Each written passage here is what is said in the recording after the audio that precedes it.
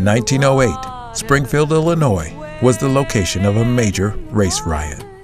The riot began on August 14th. A white woman had accused a black man of assaulting her. These events stirred up a mob that was further frustrated when they could not lynch the accused man. Instead, the mob took to the streets, attacking the homes and businesses of black residents. Many black people fought back. While exact numbers varied, newspapers reported several deaths, many injuries, and the destruction of an estimated 40 black-occupied homes and 24 black-owned businesses, resulting in thousands of dollars in damages. Illinois State Militia was brought in to end the violence, but not before the black section of the city was totally destroyed. William English Walling reported about the riots in an article published by The Independent. He ended his story with a call to action.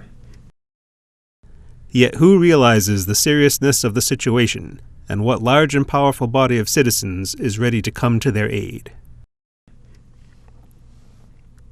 Mary White Ovington, a social worker and activist, responded to the article and met with Walling and Henry Moskowitz in New York.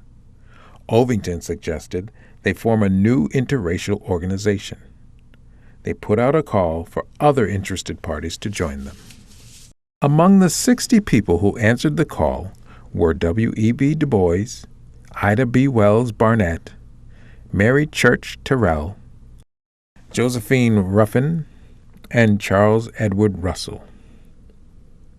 The new organization, the Negro Committee, held its first conference in New York in 1909 with a series of anti-racist speakers and scholars.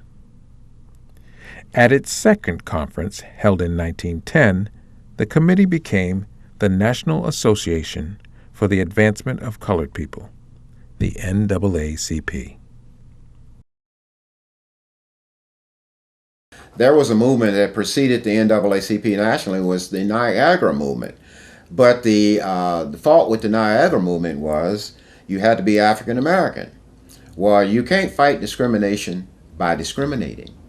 And they found out without access to all the things it takes to start a national organization, you are going to disappear overnight. Well, they lasted 5 years. And they ran out of resources. You got to have money, you got to have education, you got to have knowledge and ability to talk to people who have control over the situation. And in 1900, people of color didn't have that. The first officers of the new NAACP were Moorfield Story, National President, William English Walling, Chairman of the Executive Committee, Oswald Garrison Villard, Dispersing Treasurer, Francis Blascoer, Executive Secretary, and W.E.B. Du Bois, Director of Publicity and Research. The NAACP identified its objectives as the following: ensure the political, educational, social, and economic quality of minority group citizens in the U.S., eliminate race prejudice, remove all barriers of racial discrimination through the democratic process. It implemented a multifaceted approach, starting with the publication of the Crisis magazine, created by W.E.B. Du Bois. Through essays, articles, and in-depth interviews, the Crisis magazine told the story of the acts of discrimination and violence occurring throughout the United States. It was also a vehicle to spread the word about the NAACP and its efforts to remove racial barriers. It comes out, and in fact, Mary White Ovington, they were sitting around discussing something one day, and they were talking about a magazine, and they came up with the name The Crisis. It was she who had suggested they name it The Crisis. And that has been going on all these many years, and it's an informative information because it's on a national level, or we really should say international, because we have branches in other countries. The crisis was also a major vehicle used in increasing membership and expanding its reach with local and regional chapters across the country. To encourage increased involvement, members traveled across the country, telling local residents of the violence directed at blacks in other cities. Membership in the NAACP grew rapidly from 9,000 in 1917 to 90,000 in 1919, with more than 300 chapters across the country. And originally, it came in as an anti-lynching group because so many people were being lynched. And I had a record which has been published, and I published it in my newsletter, of every state based on how many lynchings they had. And thankfully, there were 0 in Massachusetts. The Niagara movement and all that was precursors, but I didn't know that New Bedford was so far ahead of the curve. Locally, we always had a organization that fought discrimination. In fact, we had the Union League. This is from 1896. The Union League was an organization, and oftentimes it's the Afro-American churches that gave them space to meet and to organize these events. And there's another one from 1899 where the Union League did much the same that the NAACP. There were some questions that some didn't feel we needed to go national. Others felt we could do it like we've been doing all the time in New Bedford. But what they decided to do was invite a speaker from Boston who was named William Lewis. Now, William Lewis was a Harvard Law graduate, and he was a federal attorney general, and he sends his check to the American Bar Association. It got sent back to him because he was a black man. The New Bedford Bar supported an admission to the bar. He didn't get into the Boston Bar until 1917. So he comes to New Bedford, and he must have given an impassionate plea. In fact, I think I got a picture of him in one article when he came to New Bedford. He gave a plea for them to join a national organization, which ultimately they did. The New Bedford branch of the NAACP was established in 1917. Its charter was signed by Mary White Ovington. Membership grew quickly. The group attributed the increased interest to the speakers who visited New Bedford. Among them were James Weldon Johnson, Walter F. White. W.E.B. Du Bois was also a frequent visitor. One of the most moving presentations was by Lieutenant R. Hunt, having served in France, spoke about the mistreatment of Negro troops in the military by white officers. They supported the efforts of the national NAACP, no matter when what they were doing. I remember one thing, 1921, if I'm not mistaken, they had an incident that happened in Oklahoma, Tulsa, Oklahoma. Something happened and somebody mistook a black person for having done something to a white woman or something, and right away it just lit like a fire, and it was a big riot. People were just killed in their homes and burned and all that. And why I remember it was because I was 10 years old.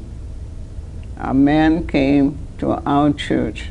He was raising funds for the people who had lost their homes and lost everything.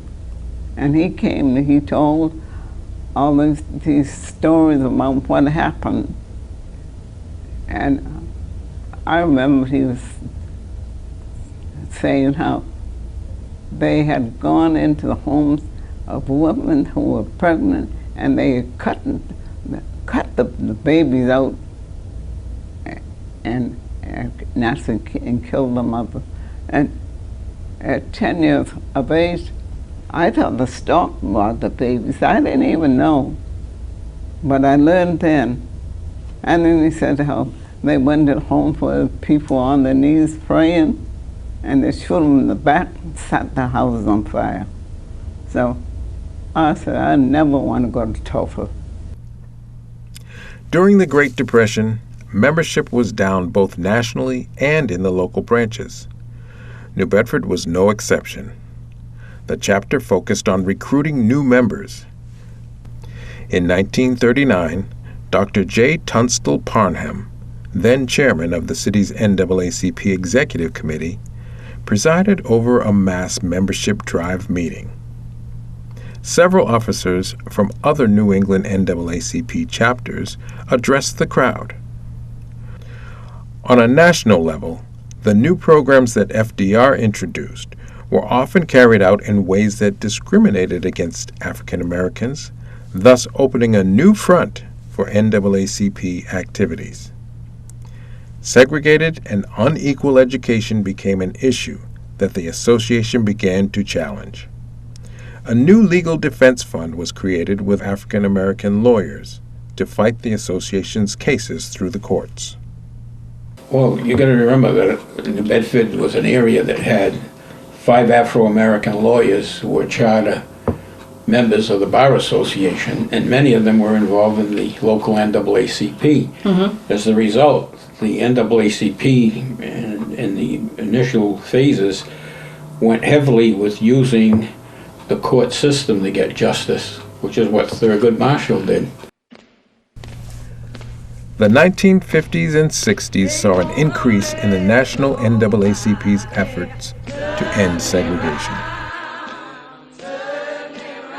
As civil rights activities grew to include sit-ins, marches, and increased violence, New Bedford residents watched on television and saw an increase in tensions in the city. I was raised in a household where I recognized myself as being a Negro, and there was a lot of conversation around the news. My folks watched the news, read the news daily. So, on TV there wasn't as many options to watch. So around dinner time or before or after dinner, the news was what you watched.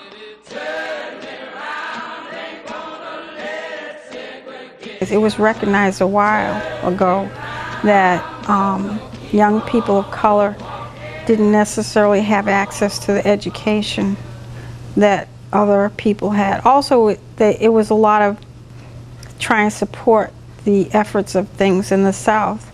And I think people in the North recognized that if things could happen in the South to equal out, so to speak, the opportunities, it would also happen in the North. A delegation from the New Bedford NAACP participated in the March on Washington in 1963.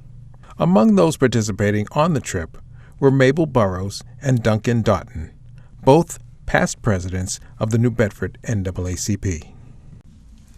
In August 1963, Massachusetts Governor Endicott Peabody called for a special commission on education to include a study of racial imbalance in the Commonwealth's public schools in its overall report on education in Massachusetts.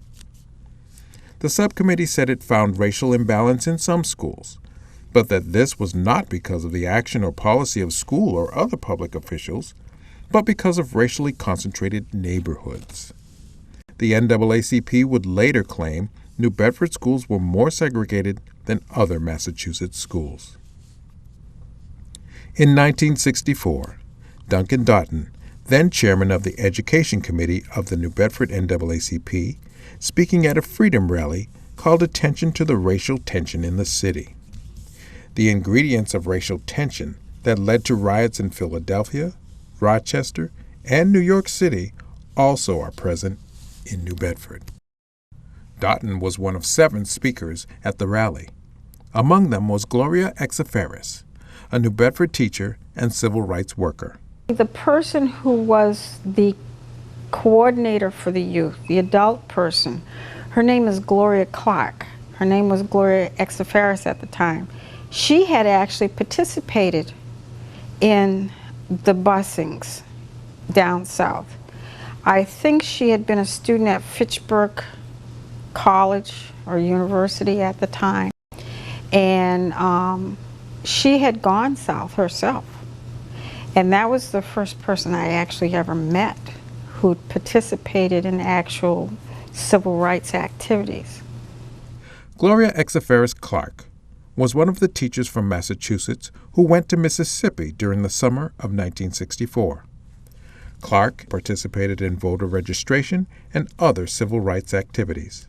She returned to New Bedford in 1965. Well, what started happening when I came back is I joined the NAACP here, and I was a part of the Friends of SNCC in Boston, and I was raising money for the South. So when I came back, I still kept working, right, in the movement. So I was raising money for Student Nonviolent Coordinating Committee through Boston, sending things down there, food, books, clothes. That's what we kept sending, money, and joined the NAACP here. And once they knew what I had done, they wanted me to come and speak. So I had like some speaking engagements in the black community in New Bedford. And then they wanted me to speak to the kids.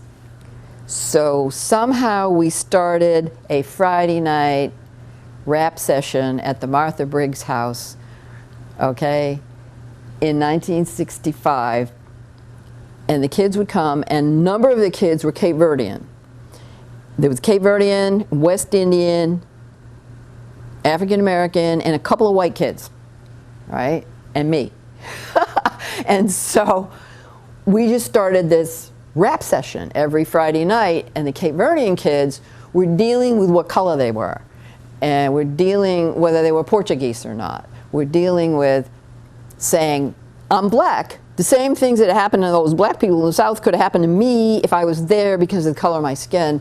And so there was whole consciousness raising that was going on among young Cape Verdeans in New Bedford in '65, and I was right there in the middle of it.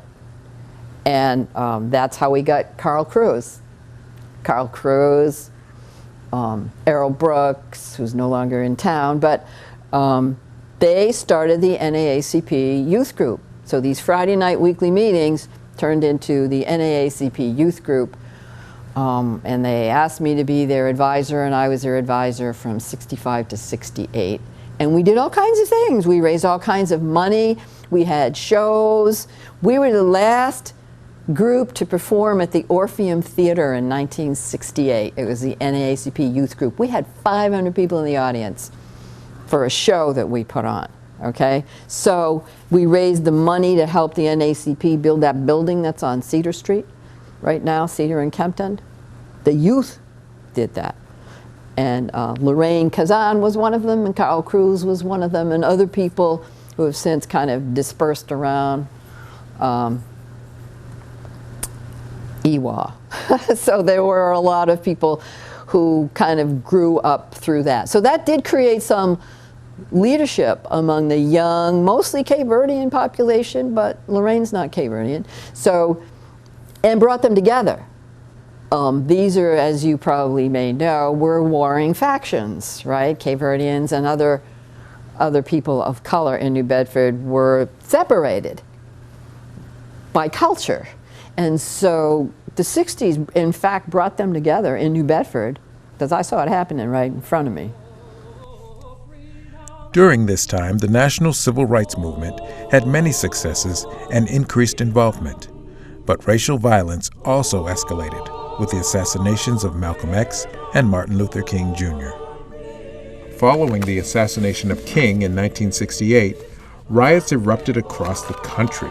Mostly you needed that kind of consciousness raising in the young people coming up as to where is their place in all of this, you know. And so then they started looking at things in New Bedford, you know, like that.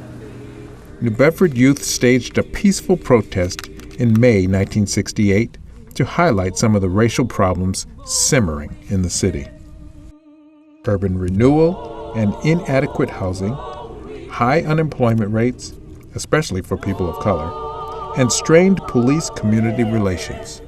In an effort to call attention to these issues, the National NAACP decided to hold its New England Regional Conference in New Bedford. Then New Bedford NAACP President William DeCarmo predicted the conference would be a hot one and said workshops and speakers would address the issues affecting the black population of the city. So we started, some of the barriers started falling and opportunities started opening up. Not many, but a few. And then the riots started because of stupidity again, because the black community was being ignored by the people in power down at City Hall. Well, I was here when they had the so-called riot, 1970. And then it showed the polarization in New Bedford, the various groups. But actually it got so bad where it started up to the West End. People, the last insult was you last hired, first fired. You got the worst housing, the worst education, the worst outlook on life. Everything was at that low note. And so all it takes is one little fracas and fireworks goes off. And that's what happened in 1970 when Lester Lima and a couple other people were shot up on Kempton Street. And that set off that volatility, and people took law matters into their own hand, burning and pillaging and all these other things. And I think it was mainly a TV inspired kind of thing. They did and replicated exactly what they saw on TV every night. On Saturday, July 11th, a group of young African-American men and women gathered on Kempton Street. According to the newspaper reports, a gray and white 1957 Chevy with 3 white young men breached barricades and stopped in the middle of the street. The driver emerged from the car, laid a shotgun across the roof, and fired point blank into the crowd, killing 17-year-old Lester Lima and injuring several others. Nobody went to jail because the jury let them off. That was absolutely a low point in New Bedford. They were, the whole thing was whitewashed. Nobody served any time for that. Well, we came down on the courts then, and we brought people in from Washington and New York, then Boston, the law people out there. And they came in, and they started to put pressure on the Bedford courts, and the judges, all that scared them.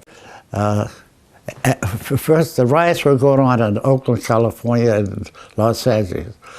Now they decided, the Black Panthers, I should say, the whole riot started to come this way, drift this way, to Detroit, New York, Chicago, and to Boston. And from Boston, they broke off a splinter group that came to New Bedford. They were trying to recruit, black kids to get involved because they were attacking the police, called the police pigs and all that stuff here. So when they came to New Bedford, I was ready for them. I brought them in my office, talked to them. They called me all kind of names because I was also president of the NAACP. That the NAACP is a Mickey Mouse outfit. They don't care. They kissing the white man's behind. They're doing all that stuff here. When we should be more aggressive and burning and doing it. I said, no, that's not the way you get things done. I said, where are you going with it? I said, you guys are causing problems here in the West End, that area that was mostly black. I said, what do you get out of burning a black person's house? Your own people. I said, what sense is it? They hated me. But finally I got them around, talking to them. Then they started seeing it my way. That's when I put them in Perishini's building there, the store, because they had already not demolished, but they had messed it all up, broken it all up, so they drove the poor man out of there. And once I had them in there, I had the end up with, they said, Well, Bill, they said, we don't have any water in the building, we can't use the bathroom, we don't have electricity. I said, don't worry about it, I'll take care of it. So I had the NAACP provide them with all those things. They couldn't believe it. The NAACP that they hated is now providing them with housing, all the utilities. They couldn't believe it. What kind of guy are you, you know? I says, you know, it's better to know where your enemy is than not, you know, because then you can check up on them, you can keep them in line. And it was funny. During this time, the New Bedford NAACP experienced a significant increase in membership, thanks in part to DeCarmo's outreach. To this day, I raised the membership over 350 members. They've never had that in this area, even in Boston. We held the title for. I even had the mayor join. I had district attorney join. All these people joined. Judges joined it. They couldn't believe it. They all became members of the NAACP. With the increase in membership and visibility, the NAACP needed a larger place in which to meet. We had meetings in churches and synagogues and here and there and everywhere. But if you said anything contrary to whatever their beliefs or current political station meant, you were no longer going to have a meeting there. The only way to have a meeting without interference is you own the place. When I took over, we used to meet in people's houses. And you couldn't keep doing that. And I said, you know, since you would like to be president, I'm going to build you a building. They thought I was crazy. And I kept my promise. I did it. The branch chose a site on Cedar Street between Kempton and Middle Streets in the heart of the city's West End. The building was designed to house many educational and recreational activities. It would include classrooms, a stage, a large recreational and meeting area, and offices. And then when we built the building, that was the only building built by the NAACP. Even the main chapter rented a space in the Woolworth building in New York because none of them owned buildings. We were the first one in the country to own a building. When that building was put up, it was illegal for any NAACP to own property. So they backed ex-officios and several other people went together in 1966 when I was out on the West Coast, and they formed that corporation. So they put up a building so that you would not be intimidated if you were in NAACP, you have a free voice. Groundbreaking was set for September 8, 1970. A group of young black West End residents disrupted the event, shouting in protest. They called for a gymnasium and other indoor recreational facilities. The event went on as scheduled, but was abbreviated due to the disruption. Construction of the building began in October of 1971 and was completed in 1975. The official ribbon cutting was held on September 17, 1975. Keeping the building open and accessible to all became a top priority. Lee Charlton became president in 1983. His first step was to revive the branch's youth group. We had a youth group before, and if you got a youth group, you got to do something with them. So we made education our main objective. And we had, I think, successes like there were only 2 monetary scholarships given for the Walk for Cancer, and 2 $500 awards. And the recipients one year was the president and the vice president of the NAACP.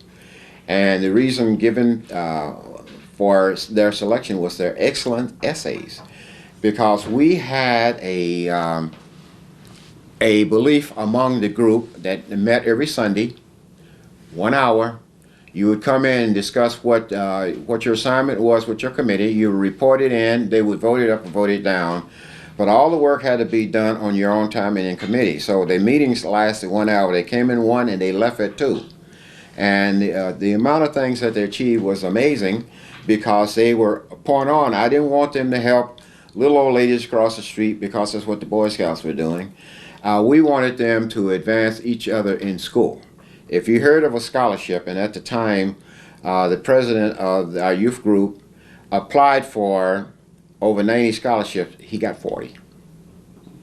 So he went to school and grad school based on scholarships, you know, and we've had several people who have gone to a litany of schools everywhere.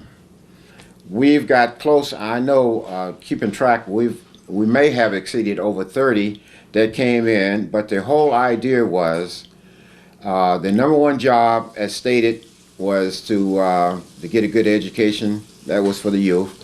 And the number one job for the adults was to see that they got it. First, we started out with achievement awards for any kids who were going on to college or had distinguished themselves. Sometimes they were not only good scholars, but they were good athletes, but that was never a criteria. And once we, a group of us, fixed up the building and got enough funds from the people who were renting the building, on a sliding scale, we gave out scholarships. And one year, we gave out 17 scholarships because we had the money to do it, and only 17 people had applied. And we found out it was a lot of resistance from some schools to even pass out our application. The guidance councils would not pass them out or would not advertise them. And we'd have to go through the church or through some other avenue to alert the people that there was actually scholarships available. And what was different about some of our scholarships, even the academic scholarships, if it helped a student stay in school, we gave it to them. As the number of scholarship applicants grew, the branch needed to raise money. Primarily, the one fundraiser we did, the major one, was the breakfast, which I started at Greater New Bedford Regional Vocational because it was available, and that was where I was employed at the time, and I asked if we couldn't use the facility, and it was excellent. So we kept going around, and we had it at a lot of restaurants. We kept outgrowing the places that we were having them. And every year it got better because more people looked forward to it. The first Freedom Fund breakfast was held in 1987 and continues to this day. Charlton soon became frustrated with the lack of media coverage despite the success of the branch's scholarship recipients. Our children were not recognized, and that kind of thing, you know, why bother? I mean, I don't need the publicity, but it certainly will be a pat on the back for the kids who are seeing young people like themselves doing the right thing, getting the right results, and being recognized for it. How many more people will you set on that path? The name of the newsletter was the New Bedford NAACP newsletter, and I have copies, and I sent them all over New England. And the name of my newsletter was The Second Opinion. Just like when you don't get the right prescription from your doctor, you need a second opinion. And we were the second opinion. And right at the top it says, "We shall overcome when we register and vote." Lee Charlton is definitely a whistleblower. It was through his effort that we got the attention of the Office for Civil Rights and ultimately the cooperation of the New Bedford School Committee and schools and the principals to work toward making for a finer education, not just for students of color, but for all students in this city. And I was proud to have worked with Lee on that project, and I think that that's one of the finer contributions that he has made to this community. You could see that we were teaching kids with a curriculum that was based so low that they couldn't get any jobs, especially the jobs they were training them for. And I submitted that to the U.S. Justice Department. They came in and they did a survey and they said, "You're absolutely right." In 1995, there was a consent decree signed by Charlie Nanopoulos, who was then the superintendent, that New Bedford would get rid of what was called, and it really is, a tracking system. Many people misidentify what tracking means. That means like you tracking a bear, because no. Tracking is when you put people in different levels of curriculum. The Office for Civil Rights signed a conciliatory agreement with the New Bedford School Department. The agreement required the New Bedford School Department to eliminate the effects, the adverse effects of tracking, or to eliminate tracking. And so a quote-unquote citywide committee was established. As it turned out, initially only the NAACP participated as an organization. And we had about 4 or 5 people who were going to the meeting regularly. We arrived at a proposal that had been put to the school committee, which eliminated the tracking system by way of creating a middle school system. So we went from the junior high system to a middle school system. Charlton's presidency lasted 24 years. I've been president for about 3.5 years. Oh, you know, it's hard to tell because actually what happened was when the branch was in a state of inactivity, relative inactivity, we were absent a president, and so I was asked to take over as the interim president for the NAACP in New Bedford. So I think that happened about 3.5 years ago. People who had the time and were willing to make the commitment had dwindled at that time, and our president then was Reverend Mark Green Sr., who had some health challenges that prevented him from being able to carry on as president. We have young people involved. We, in fact, in 2016, in the spring of 2016, we reactivated our NAACP youth group. And then in September, we began work organizing for a chapter, a college chapter at UMass Dartmouth. So we have both the New Bedford NAACP youth group and the UMass Dartmouth chapter of the NAACP. When Rosalind Brock, national chair of the NAACP, received an honorary doctorate of humanities, she encouraged students to get involved with the NAACP. She told students to have the courage to use their power as a generation to stand up for what they believe in and speak out. We did not have a NAACP chapter at UMass Dartmouth.